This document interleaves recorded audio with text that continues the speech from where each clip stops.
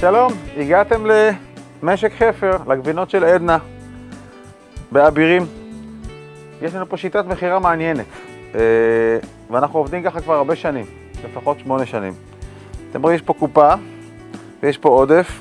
בתוך העודף יש כמה מאות שקלים בשטרות ומטבעות, ובקופה אפשר לשים כסף. אנשים באים, לוקחים להם גבינה, שמים בשקית, לוקחים בקבוק יין, או 2 או 3, על כל דבר יש מחיר.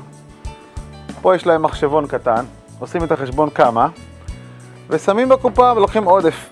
מי שאין לו בדיוק והוא רוצה לשלם בכרטיס, לוקח פה פתק מהקיר, רושם פתק עם המספר כרטיס או השם שלו, מתקשר בערב ומעביר כרטיס. מאוד מאוד פשוט. ככה אנחנו מוכרים גבינות ויין, ככה אנחנו מוכרים קפה למטה ביער, ליד העורבה של הסוסים, של הטיולי סוסים, וגלידות בקיץ. בכלל, כל הגישה שלנו אומרת שאם נסמוך על אנשים, אז יהיה הרבה יותר נחמד. למשל, מי שישן אצלנו בלילה בצימר, באמצע השבוע, הוא מחליט על המחיר כשהוא יוצא. הוא מזמין ארוחת בוקר, הוא מזמין טיול סוסים, הוא מזמין מה שהוא רוצה, וכשהוא יוצא הוא מחליט כמה זה היה שווה, וזה מה שהוא משלם. ככה אנחנו עובדים, ואתם מוזמנים לבוא לנסות, זה עובד נפלא.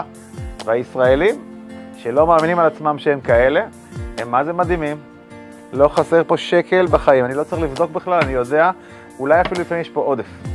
אנשים לפעמים שמים יותר בשביל הכיף שלהם, לא צריך לשמור, אין פה מצלמות, כל הרעיון זה לסמוך בכיף, וזה בא בחזרה בגדול. וזה עובד כמו שעון. תנו לישראלים רק להיכנס לזה, והם אלופים גם בזה. כמו שמדינות אלופים דברים אחרים, גם בזה הם אלופים. אז אנחנו ממליצים שירות עצמי, גבינות אמון, בואו ותהנו.